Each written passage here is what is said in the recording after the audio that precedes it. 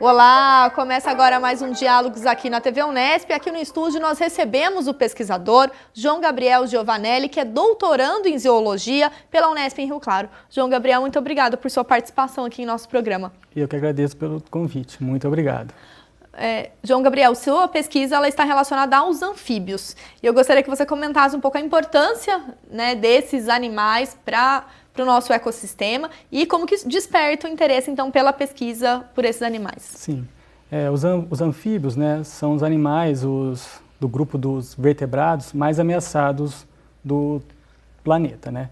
Quando eu falo anfíbios, eu estou falando do grupo atual, que é composto por 3 ordens, que são os anuros, que são conhecidos como sapos, rãs e pererecas, a gimnofiona, que são as cobras cegas, e os orodelas, que são as salamandras, que são mais conhecidas no hemisfério norte. Aqui no Brasil não se conhece muito elas pelo fato de elas estarem mais ao norte ali do bioma da Amazônia, né? E os anfíbios, eles possuem esse status de ameaça pelo fato, principalmente, da conversão do uso e ocupação do solo das florestas em usos como a agricultura, pecuária, empreendimentos de infraestrutura. E também foi verificado, né, nessas projeções aí de impactos futuros, que os anfíbios também podem, né, e serão muito afetados pelas mudanças climáticas, né?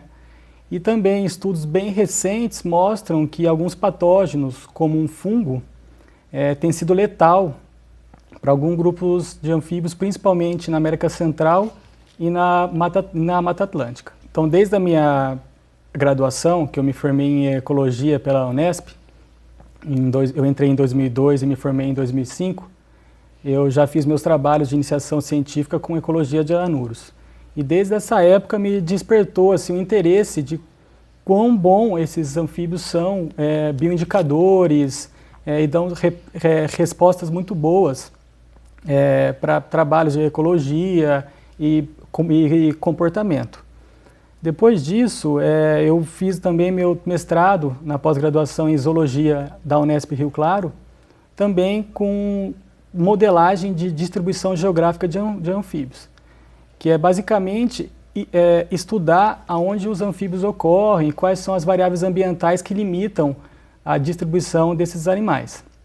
E depois disso, eu resolvi entrar no mercado de trabalho e fiquei 6 anos trabalhando no setor de consultoria ambiental. E nesse setor, né, eu tive contato com diversos trabalhos de inventários, de diagnósticos de impactos ambientais, principalmente focado em fauna. E aí eu percebi que existem diversas ferramentas que poderiam subsidiar isso. Principalmente essa modelagem de nicho ecológico que eu tinha trabalhado no meu mestrado, que tem um potencial de gerar muita informação. E aí a principal conclusão que eu tive nesses 6 anos é que existem 2 tipos de situação. A primeira situação é que existem diversos estudos e diagnósticos visando subsidiar licenciamento ambiental e planejamento ambiental, que você tem pouco tempo para estimar o número de anfíbios ou qualquer outro táxon em campo. E às vezes você vai trabalhar em biomas como a Mata Atlântica, que são super ricos, você não consegue estimar essa riqueza em tão pouco tempo em campo. E esses dados são super importantes porque eles subsidiam diversas coisas em âmbito de licenciamento ambiental. E por outro lado, a outra situação é que às vezes você ia para locais impactados ou muito bem conhecidos e ficava um tempão lá para ver uma comunidade, uma população de fauna que era bem conhecida. Então você ficava tempo demais em alguns locais e em locais de lacuna de conhecimento você ficava pouco tempo. E não tinha nenhuma base de dados, um protocolo de aquisição de dados para subsidiar esse tipo de trabalho, né? E aí, a partir desse trabalho do mestrado em zoologia, você hoje está no doutorado também em zoologia pela Unesp e visando fazer um mapeamento desses anfíbios em nível regional. Gostaria que você explicasse essa incidência, a partir da pesquisa que você já realizou, de como esses anfíbios estão, né, na região do estado de São Paulo, onde está a Unesp em Rio Claro, e de que modo que esse mapeamento será realizado. Então, esse mapeamento, ele vai utilizar os dados que já foram coletados, principalmente pelo programa Biota FAPESP Anfíbios, que foi liderado pelo meu orientador, Célio Haddad.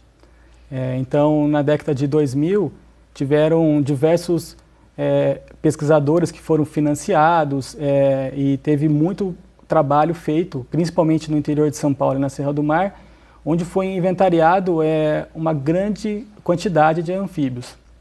E toda essa informação, atualmente, ela está em bancos de dados, só que de maneira difusa, assim. Então, tem muita coisa em coleção, muita coisa em artigo científico, mas não existe ainda um produto ou um mapeamento para você verificar áreas que são mais ricas em anfíbios, áreas mais sensíveis a impactos. Então, tendo essa experiência profissional que eu tive e o meu mestrado, eu resolvi juntar essas duas coisas e tentar trazer essa modelagem de nicho ecológico, que é feita geralmente para escalas mais amplas, eles funcionam muito bem em escalas globais, né? O melhor exemplo que a gente tem atualmente são os modelos do IPCC, que numa escala global eles preveem os impactos do aquecimento global e entre outras coisas. A ideia é trazer esse conceito de modelagem, de estimativas, de previsões para uma escala mais regionalizada, que é o estado de São Paulo. E por que selecionar o estado de São Paulo? Porque é um dos estados que tem maior conhecimento de anfíbios. Então, assim, já se gastou muito dinheiro para fazer esses levantamentos e esse conhecimento ainda está disperso. Falta métodos e soluções para a gente tentar integrar isso em uma base que seja de fácil acesso, até para os tomadores de decisão, né? E o desafio é o quê? É tentar trazer uma coisa que é muito feita em escala global, até escala nacional, para uma resolução mais detalhada para o Estado. Para que essa contribuição ela seja mais pontual, mais direcionada. Isso. Atualmente a gente tem trabalhos de modelagem, né, que estimam para grandes áreas. Então, assim, as áreas de estimativa não tem uma resolução precisa para você falar, aquele fragmento ou aquele parque do lado de São Paulo existem espécies ameaçadas. Não, são grandes manchas que para tomadas de decisões amplas, a nível de bioma, a nível de Brasil, elas funcionam bem. Agora, você trazer isso para uma escala de tomada de decisão até mesmo de um município, elas não funcionam. Então, a ideia é trazer esse tipo de informação para uma escala mais detalhada. A partir do acesso a essa informação, então, você visa pensar um planejamento ambiental, mas sobre isso a gente conversa no próximo bloco. O Diálogos vai para um breve intervalo e já volta.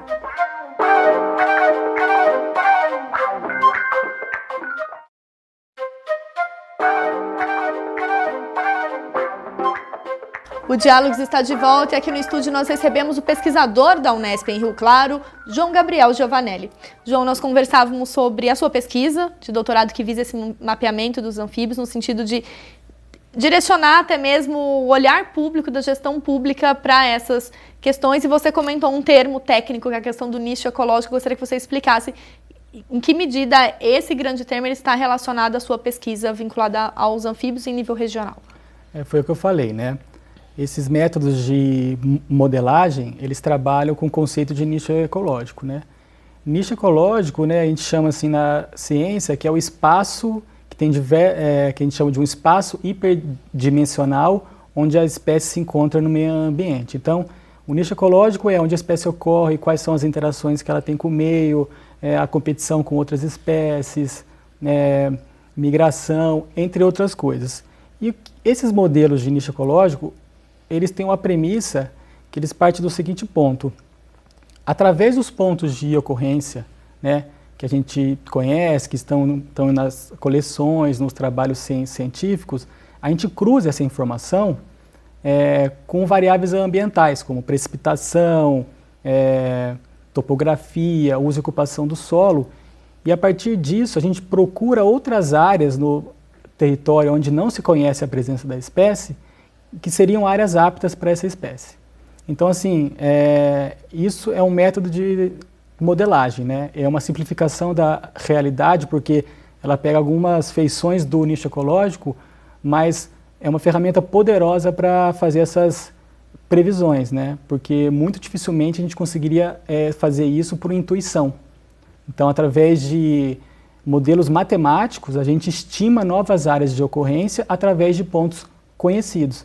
E isso tem um benefício muito grande, porque você tem uma tendência a gastar menos recurso, porque você sabendo onde essas espécies podem estar, você não precisa ir em áreas onde o modelo falou que ela não existe, então existe uma priorização, né, principalmente para trabalhos de campo. Estimativas de riqueza de espécie, então a gente pode fazer isso para diversas espécies do estado de São Paulo e achar áreas do território onde teria maior concentração de espécies, que seriam áreas mais sensíveis, ou onde teriam espécies mais endêmicas, né?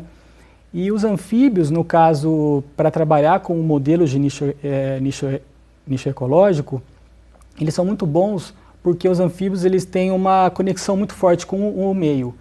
Além deles não migrarem muito, as características de reprodução deles são intimamente ligadas ao meio. Então, tem espécies que só se reproduzem em uma espécie de bromélia que ocorre só no interior da Mata Atlântica, ou precisa de uma umidade muito alta debaixo de uma serrapilheira, né, que são as folhas da floresta.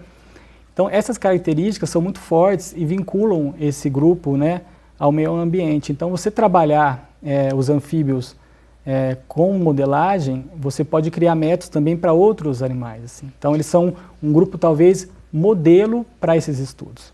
Aí, a partir dessa modelagem desse nicho ecológico vinculado aos anfíbios, a questão da contribuição, né, da sua defesa, dessa tese, é pensar, de certo modo, o planejamento ambiental, como nós comentamos, a partir desse olhar de saber onde estão os anfíbios, de que modo eles se relacionam. Gostaria que você falasse um pouquinho sobre isso.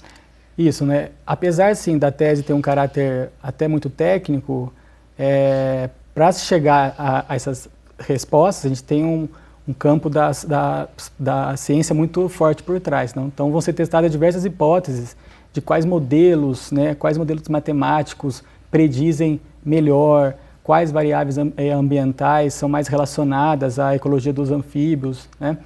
Então, a partir disso, serão feitos diversos testes de hipóteses para chegar ao melhor modelo, a melhor estimativa para as diversas espécies de anfíbios do estado de São Paulo.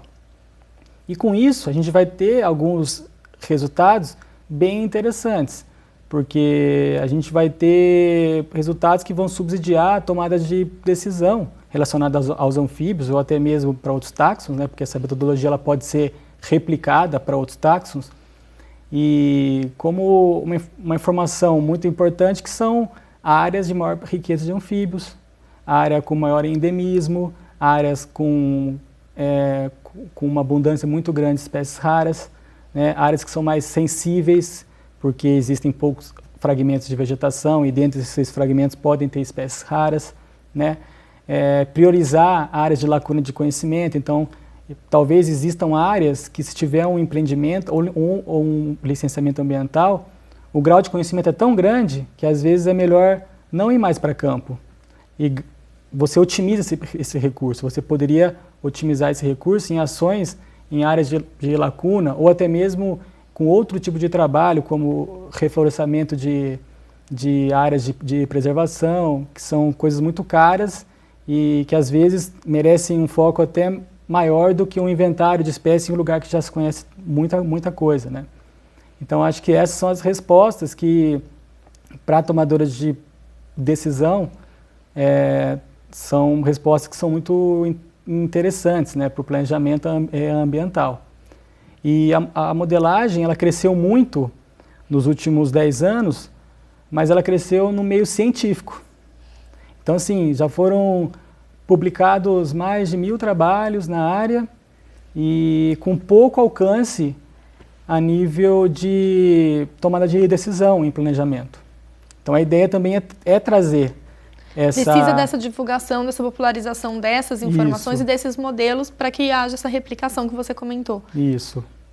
E trazer isso para uma escala de tomada de decisão, trazer esses resultados numa resolução que seja detalhada para a escala de um município ou a escala de uma bacia hidrográfica, né? Então, o projeto, assim, ele está tendo um foco muito grande em variáveis ambientais que expressem essa diferença entre atributos ambientais, né? Então, existem hoje diversos produtos de imagem de satélite com uma resolução muito alta. Então, a gente está fazendo uma busca em quais variáveis ambientais, né, seriam importantes para fazer essa modelagem. E hoje em dia a gente tem imagens de satélite com resolução muito alta, e dessas imagens são derivadas diversos produtos relacionados a essas imagens, como uso e ocupação do solo, diversidade de habitats, não só também coisas de clima, mas também de diversidade de paisagens, como corredores ecológicos, todas essas coisas que influenciam a nível de paisagem, né, a nível regional, mas que a nível global, às vezes, não são nem levadas em conta. Pensando em todas essas variáveis, né, possíveis, dentro dessa sua grande pesquisa, alguns resultados aí que a gente já consegue mapear e indicar, mas a gente conversa sobre eles daqui a pouco. O Diálogos faz mais uma pausa e já volta.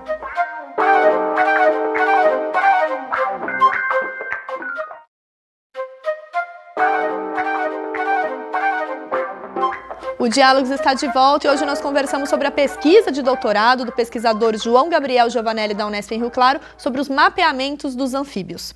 E quem comenta um pouco essa pesquisa e as suas contribuições é o orientador do estudo, o professor da Unesp em Rio Claro, Célio Haddad. Vamos ouvi-lo. Bom, deixa eu, antes de mais nada, explicar que o João sempre foi um aluno bastante independente do ponto de vista de proposta de pesquisa.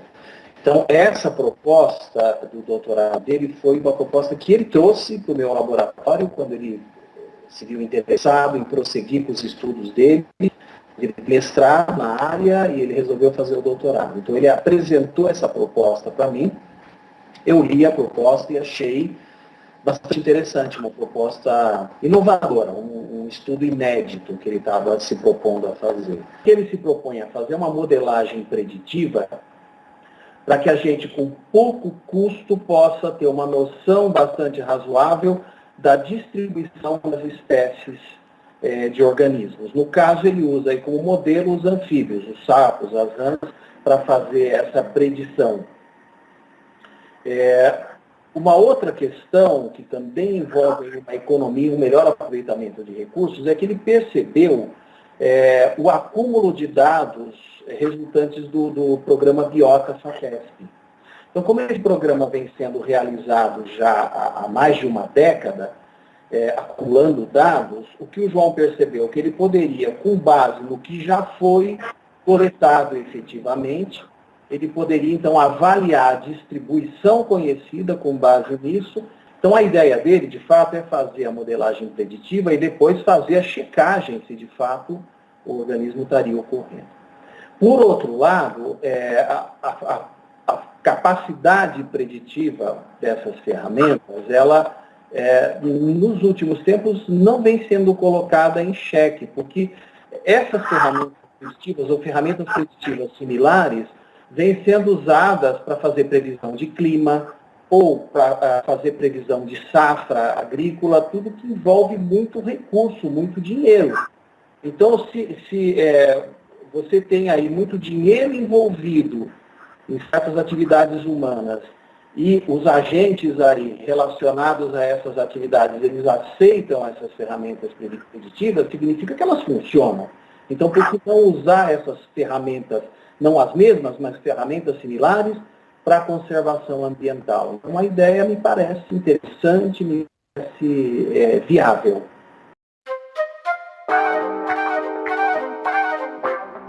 João, de tudo aquilo que a gente já conversou, a fala do professor Célio ratificando a importância de ter esse estudo, você vai utilizar grande parte da base de dados do programa Biota-FAPESP, que você já antecipou, a gente, e ele faz esse indicativo de quanto de espécie está localizada no estado de São Paulo, o número crescente de anfíbios na nossa região. Gostaria que você comentasse um pouco nesses resultados preliminares para nos ajudar a guiar para esse mapeamento que você propõe na sua tese. Então, os anfíbios, né, o Brasil é o país com o maior número de anfíbios do planeta, né? Isso reflete também no estado de São Paulo, porque o estado de São Paulo faz parte do bioma da Mata Atlântica, ainda existem diversos hábitats aqui que são super interessantes para os anfíbios, né? Teve um checklist, né, uma sistematização de informação em 2011, feita pela pesquisadora Denise Rosa Feres, do Departamento de Biologia Animal da Unesp de Rio Preto. E nessa compilação, em 2011, o resultado foi de 230 espécies de anfíbios para o estado de São Paulo. No entanto, nessa minha compilação nova para o meu trabalho, a gente já verificou que possivelmente já existem mais de 20 espécies a mais do que tinha em 2011, chegando a mais de 260 espécies. Entre espécies novas, que não eram descritas pela ciência, que aproximadamente desde 2011 foram descritas para o estado de São Paulo aproximadamente 20 espécies novas, e outras espécies que ocorriam em outros estados, mas que foram também registradas para o estado de São Paulo. Então, a gente está fazendo essa organização de informação, né? Então é um dado muito grande, porque não é espécie por espécie, são a todas as localidades que cada espécie ocorre. Então, você imagina o volume de informação. E essa informação ela está em bancos de dados de internet, artigo científico em papel, coleção, né, dos museus. Então, a ideia é trazer isso com as coordenadas geográficas de cada registro. Então, tem que ter uma verificação, né, se a coordenada geográfica equivale àquela localidade. Então, a gente está, nesse ano, fazendo um refinamento dessa informação.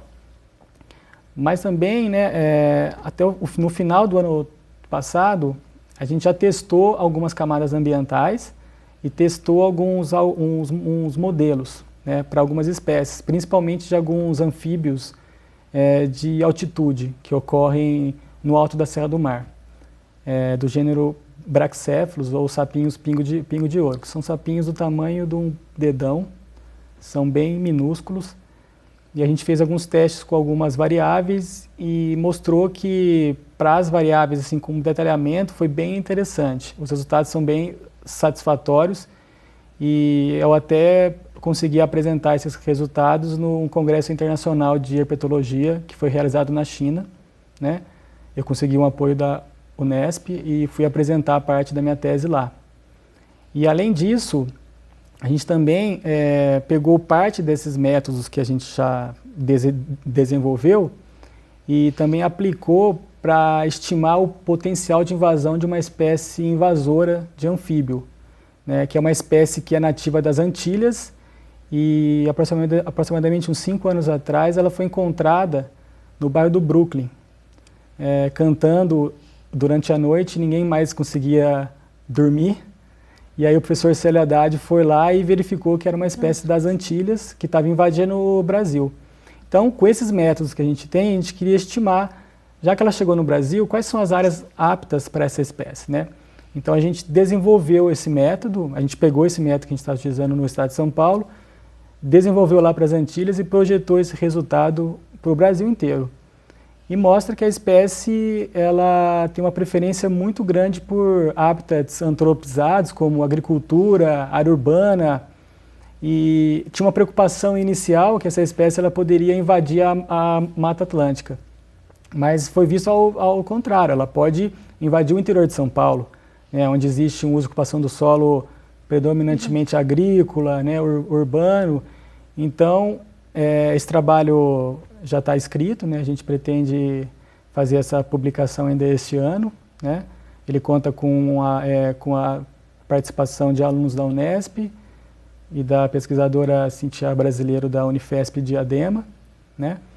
E já é um resultado bem interessante, que a gente utilizou essas camadas ambientais de resolução, derivadas de imagens de satélite, e ele já gerou um subsídio super interessante, né? Que a gente já consegue ver que estradas e plantios agrícolas são vetores para essa espécie. Então, todo mundo imaginava antes dos modelos que ele invadiria a Mata Atlântica, né? Isso por intuição. Aí quando você tem um método quantitativo baseado em modelagem, ele mostra um outro resultado, né? E se tiver algum programa de combate a essa espécie, né? Um programa para tentar manejar, o modelo ele mostra quais são as áreas que deveriam ser priorizadas, né? Então é mais um resultado que mostra a força que essas ferramentas têm, né? Essa grande contribuição de tentar fazer esse mapeamento, não só dos anfíbios, mas também atingindo aí outras espécies, outros animais e contribuindo assim para o nosso ecossistema e para combater a extinção de certos animais. Então, por isso, eu gostaria de agradecer a sua participação aqui no nosso programa, convidar novamente para retornar quando tiver esses dados consolidados ou demais pesquisas que vocês desenvolvam na Unesp em Rio Claro ou em outras áreas para contribuir para esse debate, para essa difusão do conhecimento que é tão importante. Eu que agradeço pelo convite e se alguém se interessar sobre os resultados e notícias desse projeto, tem um site que chama anfibiosnomapa.wordpress.com, que lá vai ter alguns resultados, mapas, para quem se interessar, é só entrar no site e ver os resultados lá. Muito obrigada. O Diálogos de hoje fica por aqui. Se você quiser rever esse programa, entender um pouco mais sobre a pesquisa que envolve mapeamento dos anfíbios aqui na região, acesse o nosso site. Obrigada pela companhia e até a próxima.